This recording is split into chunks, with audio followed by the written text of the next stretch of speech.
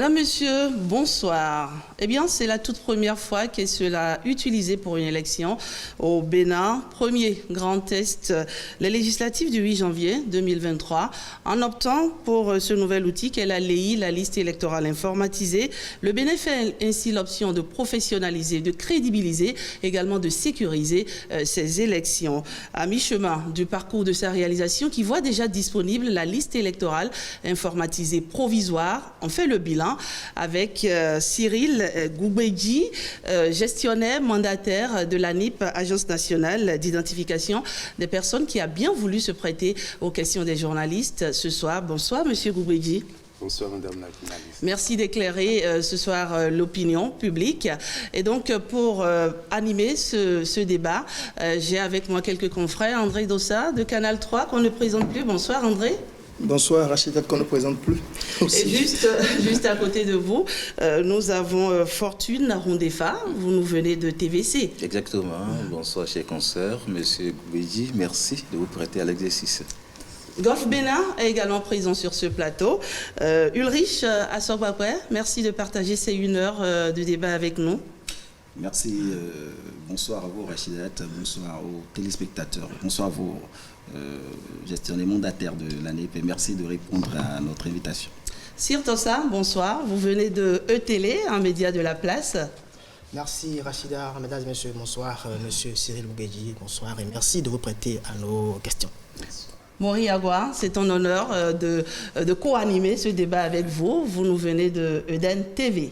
L'honneur est partagé, Rachida Diomamo. Merci beaucoup. Bonsoir aux téléspectateurs. Monsieur Cyril Goubedji, bonsoir. Bonsoir. Alors, plusieurs journalistes, c'est vrai, l'extrême importance de ce sujet, on va dire, d'intérêt général justifie cette grande curiosité des hommes des médias.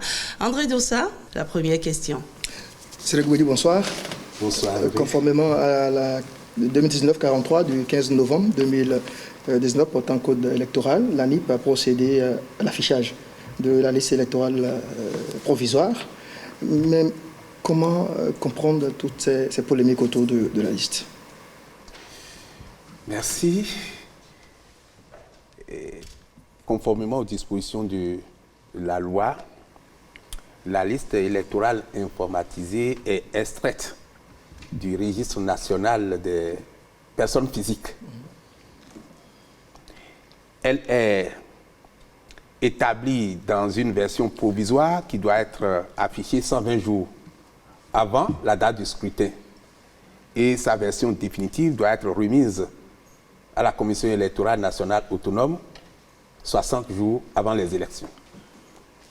Ainsi, et le 8 septembre, nous étions à 120 jours de la date du scrutin et l'ANIP a mis en affichage la liste électorale informatisée provisoire dans le but de faire la remise de la liste définitive le 8 novembre prochain.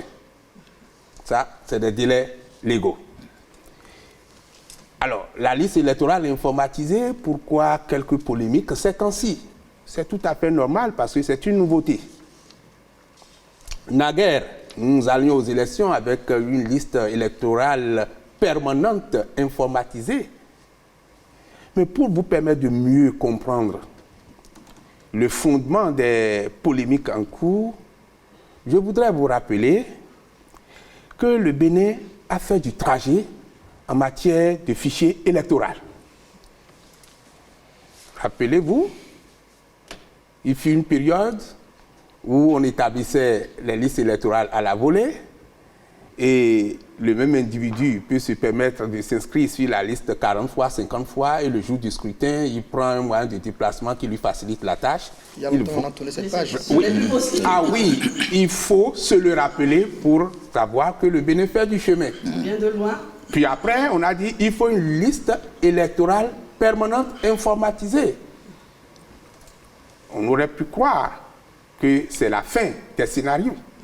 Mais ce n'était pas encore la fin des scénarios, si bien que le législateur a institué la liste électorale informatisée. Entre la liste électorale permanente informatisée, qui a expiré, il faut le rappeler, la loi dit qu'elle a expiré. Le principal expire avec ses accessoires. La liste électorale permanente informatisée est le principal, mais ses accessoires, c'est tout ce qui concerne données électorales liées au fichier électoral national. Le principal SPI, les accessoires SPI. Bien. Donc, quand, dans le cadre de la LEPI, on était passé de contrée en contrée pour compter les gens dans les ménages et faire le recensement électoral. À l'époque, recensement électoral national approfondi, RENA, c'était pour pouvoir rapprocher le citoyen de son centre de vote. Donc, au découpage électoral correspondait une liste électorale approximative qui a besoin de mise à jour périodique chaque fois qu'on a besoin d'organiser les élections. Ainsi, celui qui était reconnu comme étant dans une localité donnée a été rattaché à un centre de vote de proximité. Voilà. On va certainement revenir sur ces détails. Voilà. Je vous ai entendu marteler certaines dates clés. Vous avez d'abord parlé du 8 septembre, date à laquelle a démarré l'affichage de cette liste que vous dites provisoire. Et puis une autre date, le 8 novembre. Et puis, j'ajouterais, le 8 janvier. Expliquez-nous davantage le caractère un peu plus sacré, en réalité, de cette date. Quand vous en parlez, c'est comme si on ne doit même pas bouger d'un iota. Ah oui. Pour en venir à cette question, il faut comprendre que les électeurs ont besoin d'être informés. Ils ont besoin d'être mis à même de savoir s'ils figurent ou s'ils figureront sur la liste électorale. Et à cet effet, le premier droit offert, la première opportunité offerte, c'est la liste provisoire. C'est une liste approximative établie sur la base de certains principes, de certains postulats, mais qui, selon la volonté de l'individu, peut connaître une évolution. La volonté de chaque individu, de chaque électeur peut connaître une évolution. Ainsi, la loi qui a institué la liste électorale informatisée a disposé que la liste est celle du registre national des personnes physiques et elle est établie avec le numéro personnel d'identification. C'est une nouveauté, n'est-ce pas? Personne ne connaissait son numéro personnel d'identification. Il faut l'afficher en 8 septembre. Il faut l'afficher pour permettre à chacun de voir. Mais au moment où je faisais le recensement administratif à vocation d'identification de la population RAVIP, je n'avais pas en esprit qu'une question électorale surviendra plus tard. Une question de liste électorale surviendra plus tard. J'ai alors, à titre illustratif, déclaré que je réside à Calavi, alors que j'ai souvent habitude de voter à Gbégamé. J'ai peut-être une autre maison à Gbégamé. Mais pour le RAVIP, on ne m'a pas posé ces questions. Mais la loi dit chacun dans sa localité. Et le RAVIP met chacun dans sa localité. Le législateur offre l'opportunité aux citoyens de consulter son adresse électorale pour voir si sa localité électorale d'affectation lui convient. Si cela ne lui convient pas, il demande un transfert. Alors, ça, c'est la liste provisoire. On a dit 160 jours avant, mais on pouvait le faire plus de 160 jours avant. Mais il ne faut pas être en train de dire nous allons l'afficher alors que vous êtes déjà à 120 jours, et à 110 jours, à 105 jours. Non, vous pouvez le faire avant. Mais 120 jours avant la date du scrutin, on doit constater que vous avez déjà affiché la liste électorale informatisée provisoire. Nous en sommes à cette étape actuellement. Et nous en sommes à cette étape actuellement. Deuxièmement, dit 60 jours avant la date du scrutin, la liste définitive est remise à la Sénat. Il ne faut pas être en train de remettre la liste définitive à 59 jours, à 58 jours, à 56 jours. Mais vous pouvez bien remettre à 70 jours avant la date du scrutin. 60 jours, c'est un délai légal. Légal et c'est le butoir.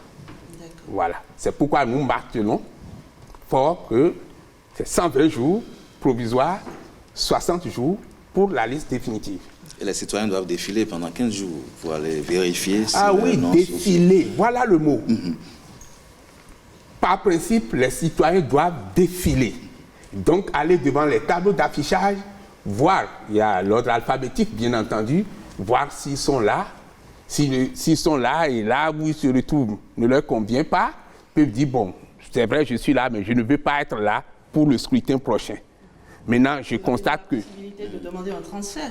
Il a la possibilité de demander un transfert. Je regarde, je ne me suis pas retrouvé là. C'est ça. L'autre interrogation, je fais comment? L'ANIP a développé une application qui permet aux gens de consulter facilement leur adresse électorale pour voir là où ils se trouvent. Parce que... Le gestionnaire mandataire, combien de citoyens béninois ont accès à des applications, à des terminaux qui permettent d'utiliser des applications? Oui, ça pose la problématique de l'inclusion numérique dans notre pays. Et l'ANIP participe de la politique gouvernementale d'inclusion numérique. Et c'est d'ailleurs pourquoi nous avons déployé au niveau de tous les arrondissements du pays des agents d'appui à l'inclusion numérique qui sont là pour accueillir les citoyens et les aider à consulter son adresse électorale et au besoin à faire des transferts. Et tout cela en 15 jours, c'est pas trop court, M. Goubedji?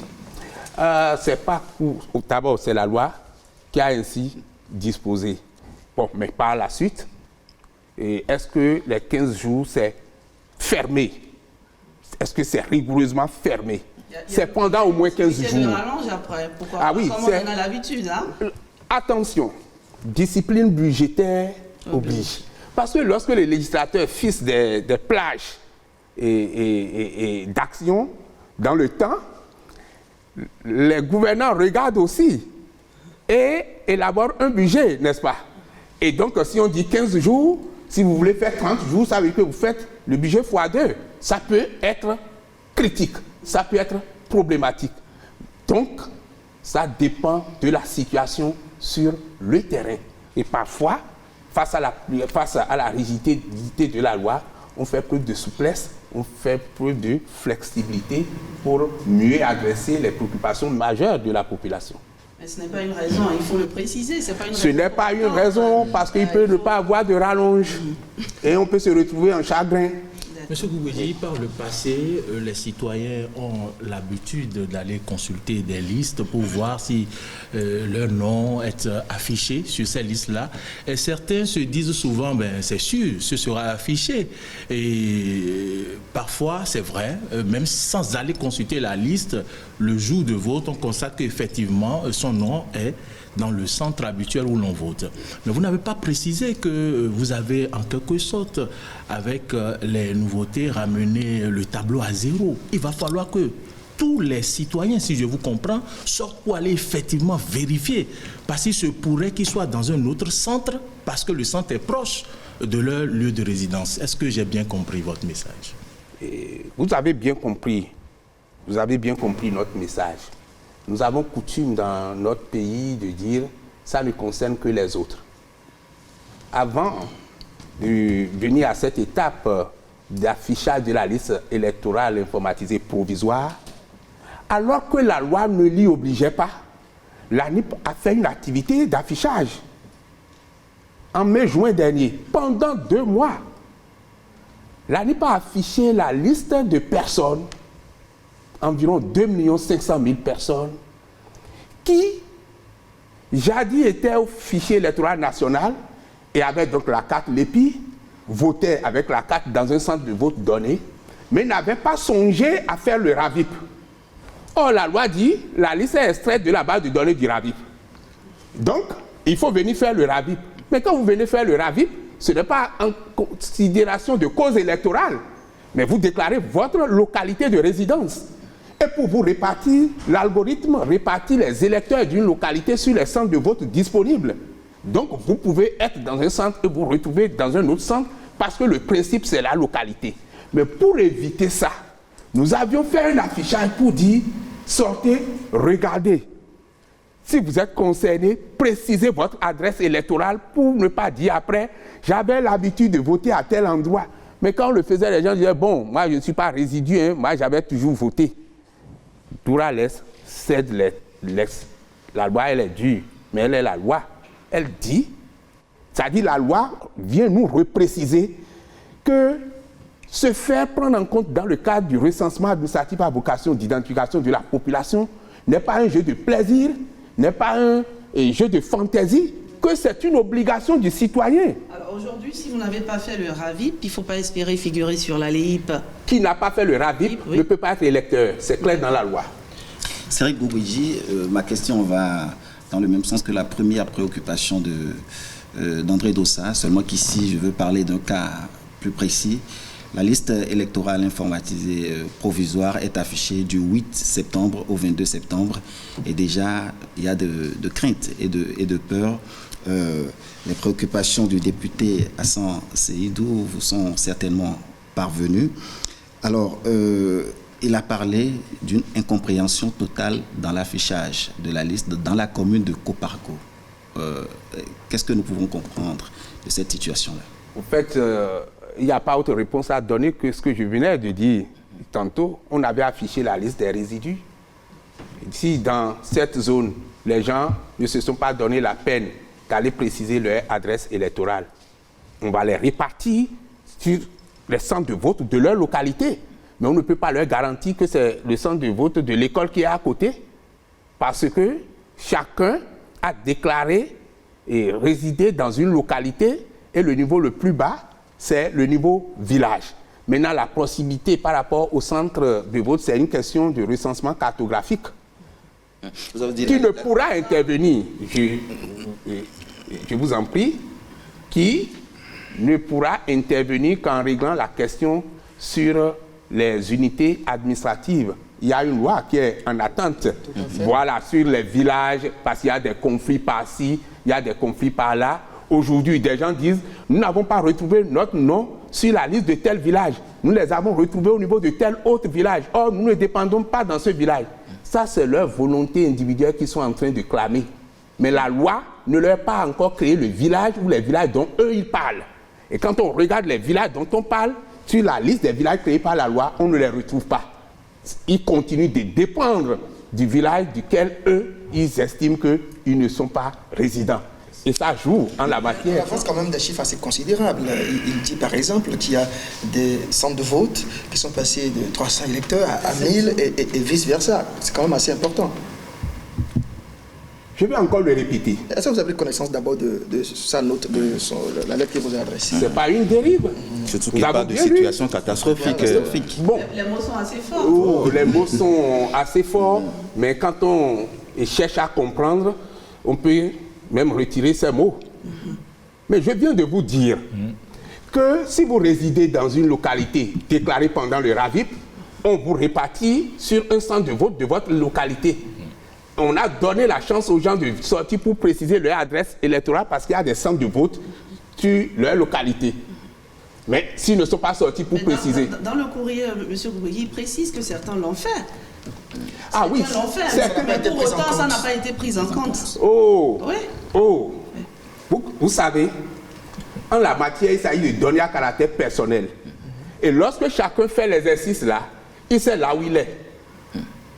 Là, je dis bien, si chacun fait l'exercice, il retrouve son centre de vote. L'honorable a envoyé une liste de noms.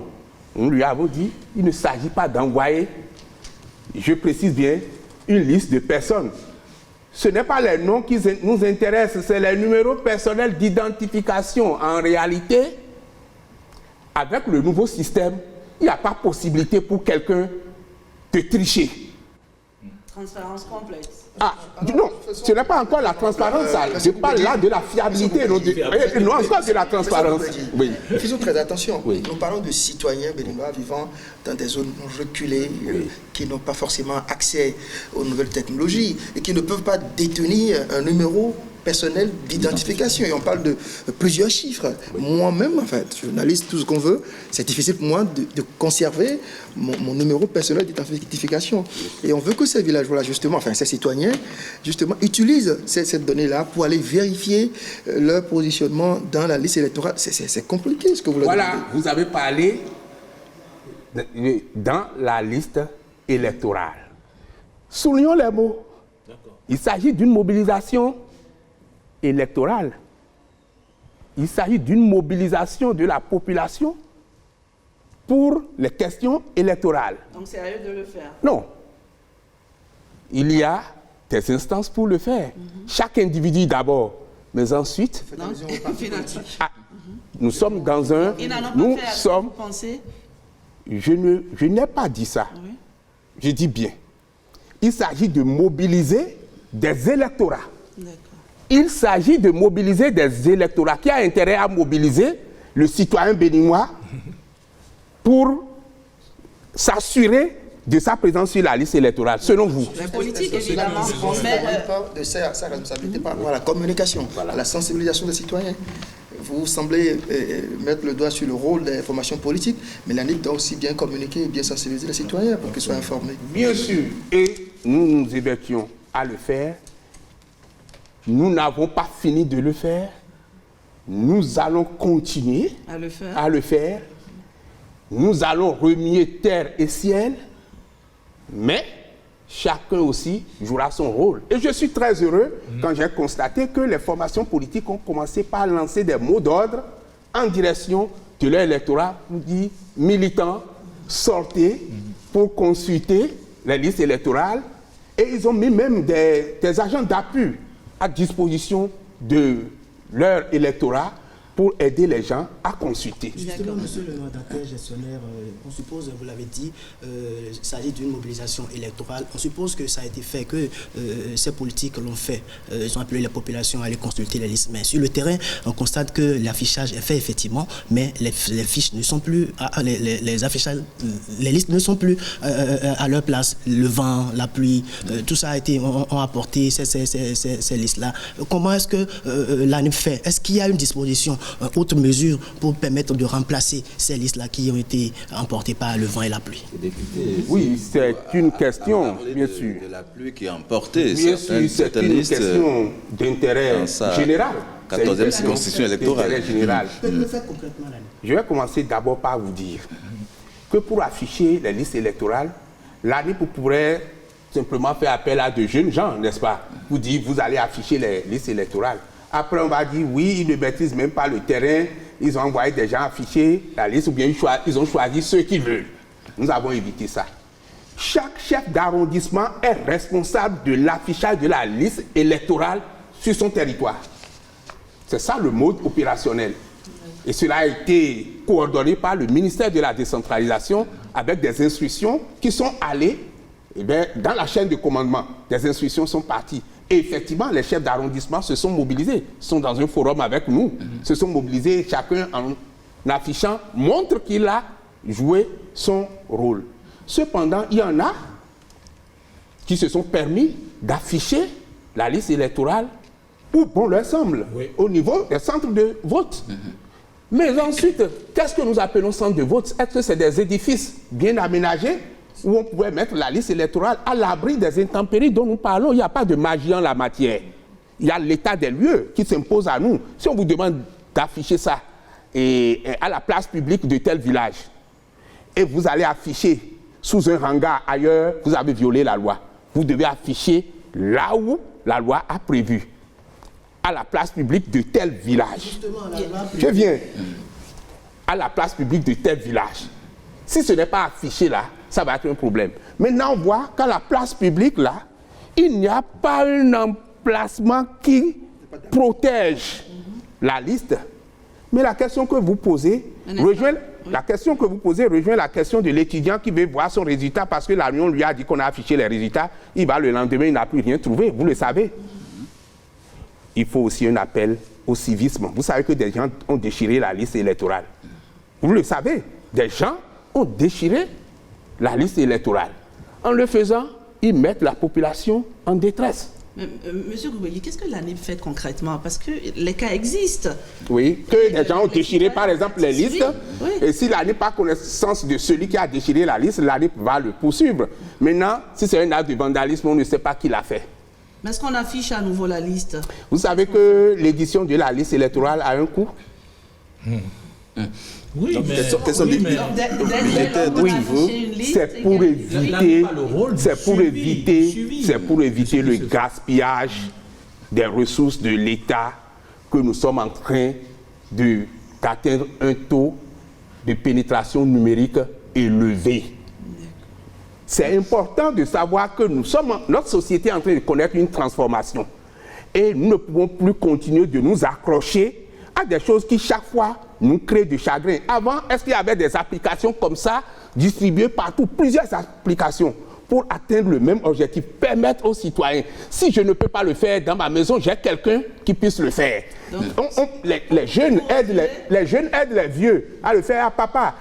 On va consulter votre adresse électorale. Ça se fait. Nous voudrions que les gens consultent. Mais nous ne pouvons pas dire, oui, une liste est affichée à 100%, la liste là restera intègre.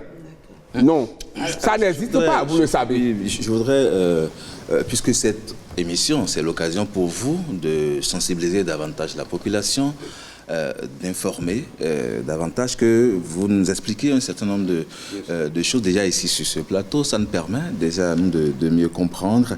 Je m'appuie sur des situations catastrophiques, incompréhensibles. Ce sont les propos du député Hassan Seibou que vous avez demandé Là, vous êtes en train de faire une citation. À totalement diluer. Voilà. Dites-vous, il faut vraiment diluer ces propos, ils sont trop forts, dites-vous. Alors, tout à l'heure, vous aviez dit la liste des résidus. Si c'est l'expression juste, c'est ce que vous avez dit. J'aimerais que vous expliquiez qu'est-ce que c'est que la liste des résidus.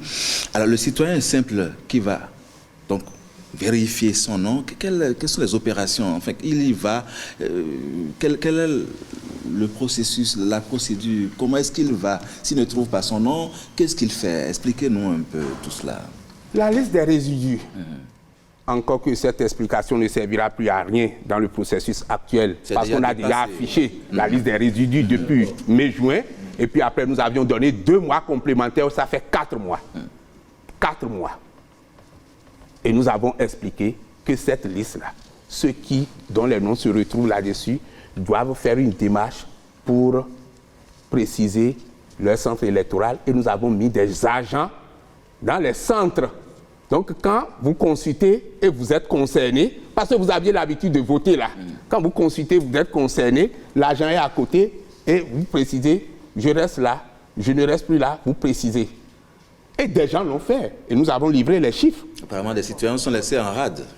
Ah oui, en la matière, vous ne pouvez pas garantir que 100% des gens sortent pour aller consulter la liste. Ce n'est que la liste des résidus. Après la liste électorale informatisée provisoire, qu'est-ce qui vous dit que 100% devront le faire? Il y a des gens qui se désintéressent même de la chose électorale. C'est pourquoi nous parlons de la mobilisation des électorats pour que les gens puissent savoir que le 8 janvier 2023, pour être au rendez-vous, il faut faire la démarche citoyenne dès à présent. Il faut se rendre dans les centres de vote. Il faut vérifier, il faut poser des questions aux agents qui sont là. Moi, je ne sais pas. Bon, j'ai cherché, je n'ai pas vu. Et puis, lui, il est là, je vous aide.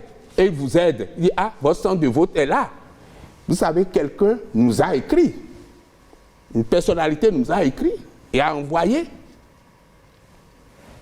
une référence. Vous dites, la personne a l'habitude de voter au niveau du centre de vote et est allée, n'a pas retrouvé son nom. Nous, on a mis dedans, nous avons constaté que la personne est toujours au même endroit. Ça veut dire quoi? 1, il n'est pas allé vérifier. Soit. Ou alors, il a fait le RAVIP pendant que nous étions en train d'imprimer la liste provisoire. D'accord. Et nous avons fait la vérification, et c'est la deuxième hypothèse. Des gens continuent de faire le RAVIP maintenant. Et on les intègre? Nous les intégrons au fur et à mesure parce qu'ils constateront leur nom sur la liste définitive. Est-ce que l'opération peut se faire en ligne? Bien sûr. Au lieu d'aller sur les lieux de... Est-ce qu'ils ont la possibilité de le faire sans se déplacer? Ce n'est pas une incantation. Mais vous pouvez retenir lei.anip.bj.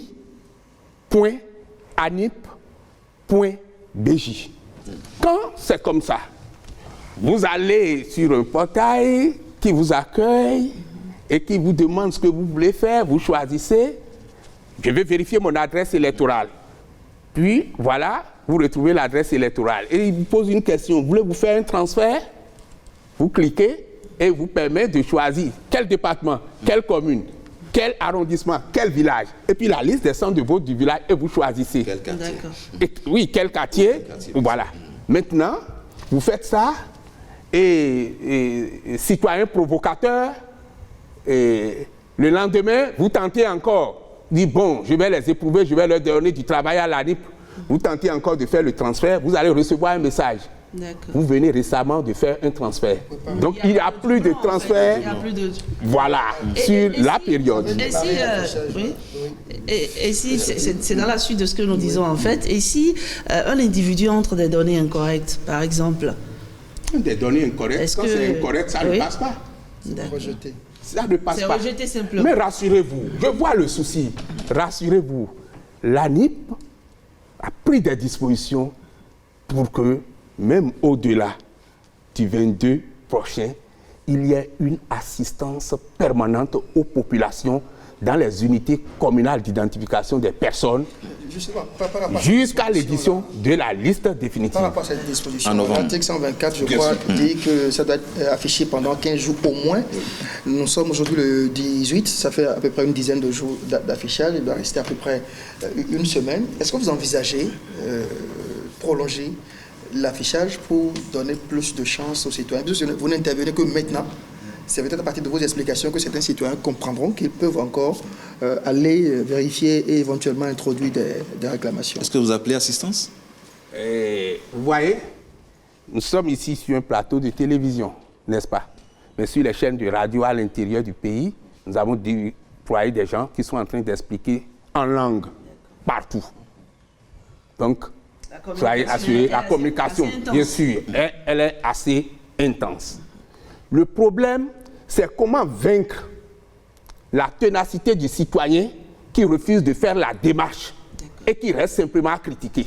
Ça, c'est une autre problématique. Il y en a qui font ce choix. Ah oui, il y en a qui font ce choix. Ils ne veulent pas faire la démarche, ils ne veulent même pas consulter, ils ne consultent rien, mais ils sont prêts à dire les gens ne sont pas dedans. Et parce que quand on dit les gens ne sont pas dedans, la mayonnaise prend et ça alimente la polémique. Comment on appelle ça? C'est de l'incivisme? Pour faire face à cette réalité. Non, c'est de l'autoflagellation. Et que dit la loi par rapport à cela? Vous savez, la loi ne frappe personne parce qu'il a refusé d'aller consulter la liste électorale. La loi ne le frappe pas, mais il s'autoflagelle parce que si par mésaventure, il a quelques soucis par rapport à son adresse électorale, il s'en tiendra à lui-même. Alors, M. Goubridi, il n'y a pas que l'honorable Hassan Seibou, il y a également la coalition des organisations de la société civile pour la paix et les élections, qui a fait quelques remarques aussi, tout en vous félicitant, bien sûr, pour le travail de fourmi que vous avez effectué. Il n'y a que dans certaines localités, la liste n'est pas du tout disponible. Il y a par exemple Karimama, il y a Boukoumbe, ils ont cité quelques localités. Qu'est-ce que vous répondez à cela, Cyril Goubridi? Merci. Effectivement, dans une partie de Karimama, Boukoumbe, il y a pas mal de localités en tout cas. Oui, il y a des endroits où la liste est affichée et a fait objet de vandalisme. Mais je peux vous dire qu'effectivement, dans la commune de Karimama, il y a eu difficulté au niveau d'un arrondissement où il n'a pas été possible d'afficher la liste parce que le chef d'arrondissement était porté disparu dans un événement dont je ne maîtrise pas les contours. Et en ce moment-là, effectivement, les délégués de la coalition de la société civile étaient donc sur le terrain. Ils ont fait cette remarque. Nous avons noté, nous sommes en train de travailler, comme nous vous le disons, un mécanisme d'assistance à la population pour adresser profondément la question de présence sur les listes électorales. Mais pour y arriver, l'ANIP va jouer sa partition. Mais nous voudrions que les acteurs politiques aussi sachent qu'il s'agit d'une affaire de mobilisation des électorats. Si les électorats ne sont pas mobilisés, ils ne participeront pas au scrutin, n'est-ce pas? Donc, il s'agit pour chacun, celui qui a intérêt. En la matière, c'est une question d'intérêt. Nous aurons tout dit ici, c'est une question d'intérêt. Votre message dans cette émission, c'est de vous adresser en réalité aux acteurs politiques, c'est ça? Fondamentalement, c'est de demander d'abord aux citoyens. Vous ne les réunissez pas justement pour leur passer le message? Justement, et votre question vient confirmer quelque chose que, pas à pas, nous nous sommes inscrits dans une approche participative. Vous savez, avant d'aller à l'affichage des résidus, nous avons présenté l'approche méthodologique aux partis politiques et ils étaient tous présents. Et ils ont contribué, nous ont fait des suggestions. C'est parce qu'ils nous ont fait des suggestions que vous voyez le développement de plusieurs applications pour prendre en compte le droit d'accès à l'adresse électorale. Et puis après, avant de lancer la liste électorale informatisée provisoire, nous leur avons rendu compte de nos travaux, des chiffres que nous avons, et puis comment leurs recommandations ont été mises en œuvre et qui a donné lieu qui ont donné lieu à la mise en place d'applications et ils ont essayé les acteurs d'opposition. L'ensemble des partis politiques légaux. Nous avons eu la liste officielle, donc il s'agit des acteurs de l'opposition et des acteurs de la mouvance. Et ils étaient contents? Et ils étaient très contents, ils nous ont encouragés, et ils ont même souligné que le défi, c'est la capacité à mobiliser les électorats pour que chacun puisse s'assurer de sa présence sur la liste. Donc, vous nous rassurez donc que l'opposition également a été associée, impliquée dans ce que vous avez fait jusque-là? Parce que souvent, c'est l'opposition qui conteste ces listes-là. Mais vous n'en avez pas vu jusque-là. Et bon, jusque-là. Et vous n'avez pas vu un parti politique? Ils estiment plutôt que ce n'est pas à un bras, je vais dire, je ne sais pas si je vais dire armé du gouvernement d'élaborer cette liste. Ils l'ont dit. Non. Quand nous avons travaillé avec les partis politiques, nous n'avons pas rencontré de tels propos. D'accord. Ça, je vous l'assure, je dis bien acteurs de l'opposition et acteurs de la mouvance, tous ont contribué. Chaque fois que nous les rencontrons, s'il y a des fragilités supposées, ils nous livrent ça et nous travaillons là-dessus. Donc nous sommes dans une approche participative. C'est pourquoi nous saisissons ce plateau. C'est pour la première fois que dans ce processus, il n'y a pas eu l'intervention des hommes politiques. Il n'y a eu que des techniciens, n'est-ce pas, qui ont travaillé pour la première fois. C'est ça qui a rassuré les uns et les autres, parce qu'ils savent que, d'ailleurs, la voie choisie est une voie noble. Si le citoyen existe au registre national des personnes physiques, c'est qu'il est sur la liste électorale. Le reste, comme c'est un nouveau processus, comment faire pour mobiliser les gens à consulter leur adresse électorale pour savoir à quoi s'en tenir? C'est ça qui est le défi. Alors, l'autre préoccupation de l'opinion publique réside dans cette tablette-là que vous avez mis à disposition de vos agents placés dans ces différents arrondissements. Mais le problème est qu'il semble dire que ces tablettes n'arrivent pas à passer les transferts vers les nouveaux postes. Ça fait partie aussi des préoccupations de l'honorable Hassan Sebout. Voilà, de lui seul. Je souligne. Mais c'est un citoyen. Oui. Non, parce qu'on dit, il a évoqué la question. Non, il a parlé de tablette à un endroit. Il dit, lorsque le transfert est tenté, c'est comme si le transfert ne passait pas sur la tablette. C'est de son droit. C'est de son droit de le dire. Mais s'il vérifie, et nous avons déployé une tablette, mais l'endroit dont il parlait, vous savez, l'ANIP avait fait une mission d'évaluation des centres de vote sur le terrain et a vu qu'il y a des zones où les problèmes de distance se posent de manière criarde. Donc, nous avions déployé 2 tablettes par endroit pour dire en cas de difficulté, l'autre va prendre. Donc, effectivement, il y avait une tablette qui était défaillante. Au fait, c'était un problème de connexion. Au moment où ils étaient en train de faire le transfert, la connexion ne passait pas. D'accord. Et donc, ils ont conclu à une défaillance de la tablette. Vous avez remplacé la tablette? D'abord, il y a la tablette de secours qui fonctionnait au moment où l'honorable écrivait ça. Mais ensuite, la tablette, lorsque l'opérateur a appelé la base, on lui a indiqué la conduite à tenir pour dire, mais non, ça doit être un problème de connexion. Donc, redémarrer, puisque vous croyez que la tablette a de problème? La tablette n'a pas de problème. Faites ci, faites ça. Il a fait, il dit ah, ça marche. Sans que personne ne se... Le problème est réglé. Sans que personne ne se déplace de Cotonou. C'est un cas isolé. Oui. Cyril Gougoudi, quelles sont les limites de vos agents de collecte qui sont au niveau des arrondissements?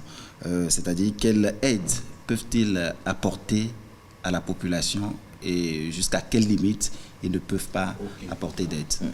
Oui, sur le terrain, ils sont là pour aider, parce qu'on dit une liste est affichée, n'est-ce pas? Mais eux, ils sont là pour recevoir la population et les écouter, quelle est leur préoccupation, et les aider à faire la consultation de leur liste électorale, les aider à faire le transfert si c'est ça leur volonté, parce qu'il faut bien le préciser, si c'est ça leur volonté, il fait le transfert et les rassure pour dire, donc, vous avez fait un transfert et il vérifie encore pour voir si le transfert est pris en compte. Le transfert est pris en compte, il lui dit, votre centre de vote est à tel endroit. Donc, ne regardez plus ce qui est affiché là, vous connaissez votre centre de vote. Et vous savez, nous avons eu des statistiques qui montrent que les gens consultent dans les coins les plus reculés. Les statistiques les plus édifiantes, c'est dans les coins les plus reculés. Les gens sortent. Et vous avez parlé d'un message, d'une correspondance. Ce n'est pas une correspondance, c'est une situation malencontreuse qui s'est retrouvée sur les réseaux sociaux. Sinon, l'honorable, je pense qu'il n'a jamais voulu dire ce qui se passe là. Il y a quelques préoccupations dans sa zone, mais pas une situation catastrophique, ici ou ça. Non, parce que chacun va maintenant jouer son rôle, et les électeurs, et les élus, les acteurs politiques, tout le monde la main dans la main pour la présence, une présence massive des gens au fichier électoral. Ce sont là les options de consultation. C'est un exemple précis. C'est un exemple. Maintenant, évidemment, et les agents qui sont sur le terrain n'ont pas pour vocation de changer le nom de quelqu'un. Ils ne peuvent même pas le faire parce qu'ils utilisent des users qui ne permettent pas de modifier les données. Il y a des limites. Oui, bien sûr, il y a des limites. Voulez-vous préciser les options de consultation, puisque vous en avez parlé, mais de façon pêle-mêle. Est-ce que vous voulez bien repréciser ces options de consultation aujourd'hui? Pour que cela soit entendu par tous, évidemment. Je dis bien, vous pouvez consulter votre adresse électorale et vous en tenir à ça. S'il n'y a pas de souci. S'il n'y a pas de souci. Première option. Première option. Tout va bien. Vous pouvez consulter votre adresse électorale et demander à faire un transfert de centre de vote. Et même pendant ce temps, dit, ah, mon adresse m'a mis dans tel quartier, mais je ne réside plus dans ce quartier. Parce que l'adresse électorale, c'est d'abord quartier avant centre de vote. Je ne réside plus dans ce quartier. Donc, commencez par noter que je ne suis plus dans ce quartier, je ne suis même plus dans cette commune, je suis dans telle autre commune, dans tel arrondissement, dans tel quartier, et je choisis tel centre de vote. Ça va être géré. Automatiquement. Et vous pouvez constater la minute d'après que votre transfert ou les modifications à votre situation géographique ont été validées. Cyril Gougoudi, est-ce que vous avez les mêmes préoccupations de la diaspora? Quelle est la situation à ce niveau-là? Merci. Encore que le scrutin du 8 janvier 2023 ne concerne pas les Béninois de la diaspora, l'ANIP, étant gestionnaire du registre national des personnes physiques, a pour mission de veiller à ce que toute la population, que ce soit à l'intérieur du pays ou à l'extérieur, pour ce qui concerne nos compatriotes vivant à l'extérieur, se retrouve dans une base de données unique avec pour chacun un numéro unique d'identification. Alors, cette mission, elle s'accomplit au jour le jour. Et vous voyez, par rapport aux Béninois de la diaspora, nous avons fait le recensement des Béninois vivant au Nigeria et ils ont obtenu leur carte biométrique. Nous avons fait le recensement des Béninois vivant en Côte d'Ivoire.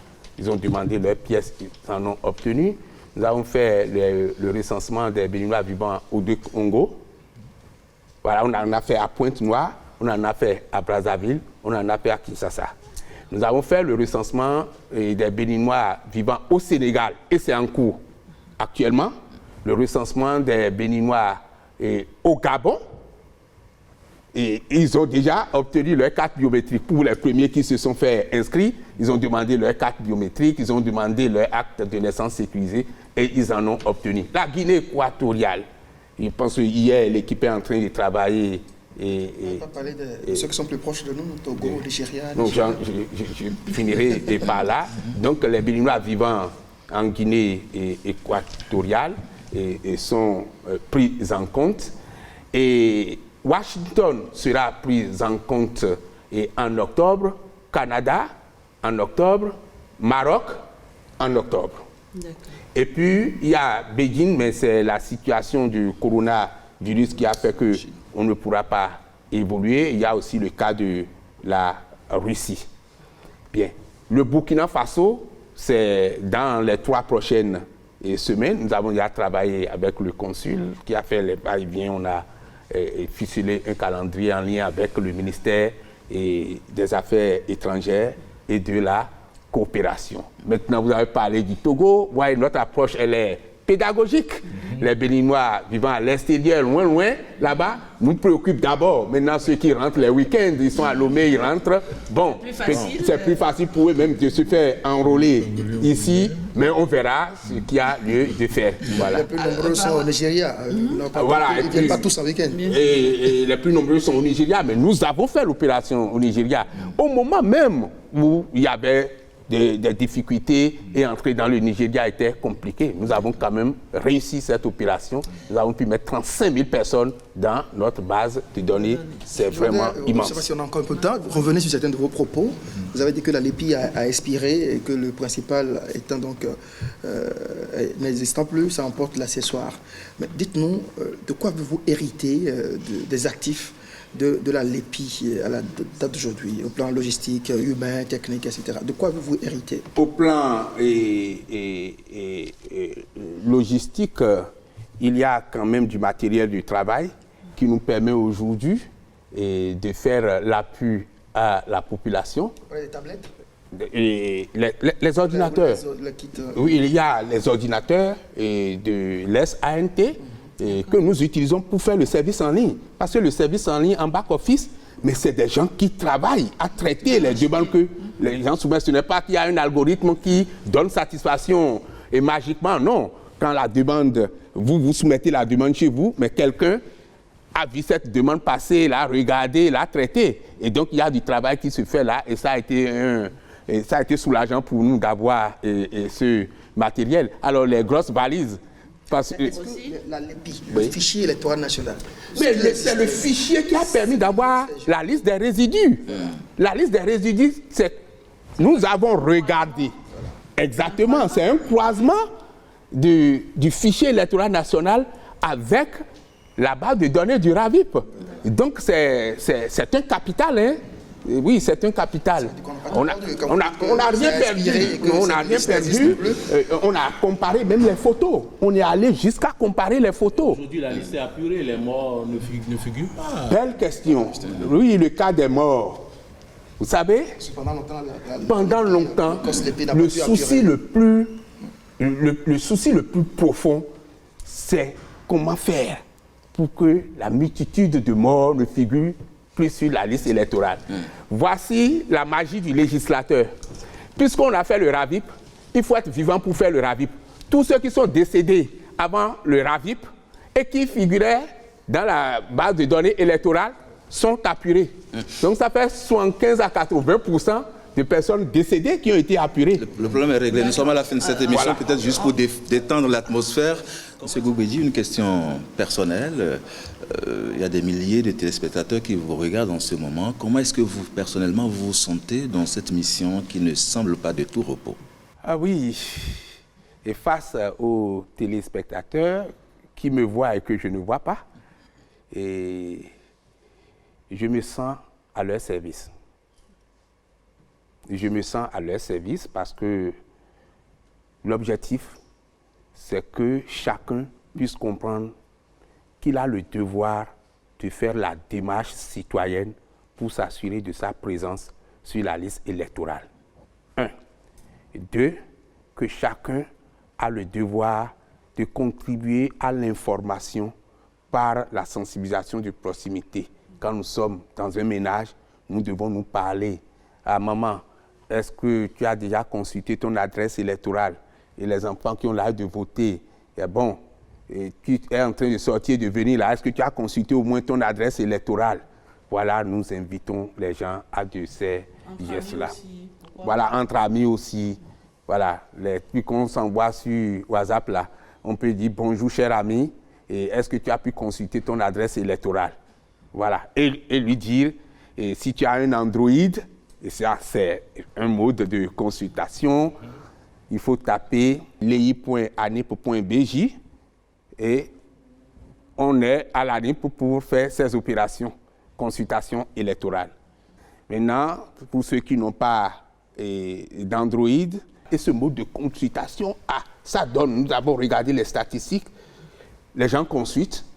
Pour consulter leur adresse électorale, c'est eux qui font étoile 139, étoile 7, étoile, leur numéro personnel d'identification et dièse. Maintenant, s'ils ne veulent pas de ce centre de vote, ils se déplacent à l'arrondissement où il y a un agent qui est là, qui a une tablette et qui permet de l'assister à faire son transfert en bonne et due forme. Cyril Goubedji, on le comprend, oui, allez-y. Goubedji, quand est-ce que la lei version finale sera disponible et comment? Et dites-nous, est-ce qu'il y a des choses qui peuvent être impossibles à régler selon vous avant le 7 novembre, date de transmission de la liste électorale informatisée à la Sénat? Pour nous, le 8 novembre prochain, au plus tard, la liste définitive doit être remise à la Sénat. D'accord. Tout sera réglé. Après la LEIP, après la LEIP, c'est donc la LEI. Après la LEIP, oui. c'est la LEI. D'accord. Oui. Et vous serez à la fin de votre mission? Et non. Vous savez, expliquez-nous. même pendant que nous avons déjà affiché la liste électorale informatisée provisoire, nous continuons d'enregistrer des électeurs. Pourquoi? Parce que le législateur dit que un électeur, celui qui a 18 ans, révolu à la date du scrutin et qui est inscrit au registre national des personnes physiques. Donc nous voulons... Du coup, quand vous auriez remis la liste à la Sénat, les gens pourraient-ils toujours continuer à s'inscrire? Et comment le mécanisme d'intégration? Quand nous aurons remis la liste à la Sénat le 8 novembre, tous ceux qui, même après l'affichage de la liste provisoire, ont pu faire les formalités de RABIP pour être électeurs, se verront sur la liste définitive. Mais à partir du 8 novembre, ceux qui viennent après, ils sont out. Pour ces élections, bien pour entendu. ces élections, mais pour les élections qui vont suivre, ils seront pris en compte. Oui. Alors, monsieur le gestionnaire mandataire, il est peut-être trop tôt de le dire. Vous l'avez dit tout à l'heure que vous avez des statistiques que les gens sortent pour consulter les listes. Est-ce que, au-delà des 15 jours, si les objectifs ne sont pas atteints, est-ce qu'on peut espérer ou bien on peut s'attendre à un rallonge de délai? Rallonge du délai, ça, c'est une question à portée budgétaire. Laissez-nous avancer. Nous avons donné 15 jours. Nous avons fait une dizaine de jours. C'est tôt pour parler de rallonge. Nous avons des statistiques. Nos statistiques, vous avez parlé du consortium des organisations de la société civile, la coalition des organisations de la société civile, qui a effectivement vu qu'un travail impressionnant est fait et qui nous a félicités. Bon, il faut quand même qu'on le dise, parce que tout ce que nous avons dit jusque-là, c'est quelqu'un a dit que, et l'autre a dit que, bon, maintenant, c'est pas tout. Voilà, donc... Tout en relevant quelques inquiétudes. Bien sûr, des inquiétudes que nous sommes en train d'apaiser. Voilà. Voilà, on nous a félicité, c'est bien de l'entendre sur ce plateau. Vous avez parlé de budget, de statistiques, ça fait appel à des chiffres. Il y a une question qui passionne beaucoup en période préélectorale au Bénin, notamment en période de confection de la liste électorale. Quel est le coût des opérations que l'année mène en ce moment pour établir la liste électorale? Vous savez, avant, la liste électorale, son établissement coûtait des milliards. Pour cette fois-ci, on n'a pas atteint le milliard. On a un chiffre exact. Vous titillez le milliard, voulez-vous dire? Non, on n'est même pas proche du milliard. D'accord. Voilà. Et vous savez, vous demandez si on va faire de rallonge ou pas. N'est-ce pas? Et j'ai dit c'est une question. Donc il faut prévoir des... Voilà. Donc, je dis bien, on dépensait des milliards. Et cette fois-ci, on n'est même pas proche du milliard. Mais à la fin du processus, on Il y aura un compte rendu et on pourra voir si notre pays a fait une avancée ou pas dans ce domaine. Mais le citoyen peut noter qu'on a fait d'économies. Ah oui, le citoyen peut déjà noter qu'on a fait de substantielles économies en adoptant cette façon d'éditer la liste électorale à partir du registre national des personnes physiques. Et j'ajouterais, c'est le premier essai. C'est pourquoi on peut même avoir le coût que nous avons maintenant, qui est un coût très alléchant pour le budget de l'État. Mais pour les autres exercices à venir, puisque maintenant les applications sont conçues avec des dispositifs de mise à jour permanente, avec un clic, la liste est éditée et chacun consultera son adresse électorale. Parce qu'à partir de cette expérience, la question d'adresse électorale rentrera dans les mœurs. Sur cette base-là aussi, on peut envisager peut-être un jour un vote électronique au Bénin. L'ANIP ambitionne, oui, véritablement. D'ici combien d'années peut-être? Et si on décide que pour les élections générales de 2026, on devra faire un vote électronique, l'ANIP est prête. C'est pas impossible. Je ne dis même pas que ce n'est pas impossible, je dis l'ANIP est prête. Très bien. On peut prendre Alors, date. qu'est-ce que vous faites, Cyril Goubegui? Il y a également que la coalition des organisations de la société civile a noté que les listes électorales n'étaient pas accessibles aux personnes physiques. Quelles sont les dispositions, aux personnes handicapées, j'allais dire, quelles sont les dispositions que vous prenez pour que tout le monde ait accès à cela? Vous voyez, ça fait partie de notre mécanisme et de sauvegarde des droits des usagers MSDU que nous avons mis en place. Et quand nous avons reçu cette recommandation de la coalition des organisations de la société civile pour une liste électorale fiable et inclusive, nous avons en même temps saisi nos agents au niveau des différents contrées pour leur dire, vous donnez priorité aux personnes en difficulté de mobilité. Quand vous voyez que nous ne parlons pas de personnes handicapées, nous parlons de personnes en difficulté de mobilité, les personnes de troisième âge et les personnes vraiment de vulnérabilité physique avérée, vous leur donnez priorité, vous les accueillez avec toute la dignité qu'il faut. Et c'est une recommandation que nous recevons de tout cœur et nous commençons par travailler là-dessus et les instructions sont données. La coalition pourra constater qu'effectivement, sa recommandation est prise en compte. Avec l'ANIP, en tout cas, on a le sentiment, Cyril Goubegui, que tout se fait de façon méthodique, le calendrier est suivi. À la lettre, après la LEIP, ce sera la LEI, la suite. La suite, c'est ce que nous avons dans notre agenda appelé le déploiement intensif des registres communaux. Parce que désormais, le citoyen sait que c'est la base de données de l'ANIP, et ça présente dans la base de données de l'ANIP qui lui permet d'accéder à des services. Le numéro personnel d'identification rentrera dans les mœurs. Voilà, c'est déjà la fin, ça passe très vite. 1 heure pour évoquer cette question, on va dire, d'une extrême importance. C'est pas aisé, c'est pas donné, mais nous l'avons fait. Cyril Goubegui, chers confrères, nous sommes déjà à la fin. Votre mot de la fin? Je voudrais vous remercier et remercier les téléspectateurs, remercier nos compatriotes, ceux qui nous remontent leurs préoccupations. Nous ne prenons pas ça en mal. Nous prenons toutes les préoccupations, nous les traitons. Mais nous disons, c'est la main dans la main que nous allons réussir le pari du développement de ce pays. Donc, je les remercie et je continue toujours de les remercier. Merci beaucoup à vous, Cyril Goubegui. Je rappelle que vous êtes le gestionnaire mandataire de l'ANIP, Agence nationale d'identification des personnes. Merci à vous également, chers confrères, et à vous qui nous avez suivis à la maison. Le mot d'ordre est lancé.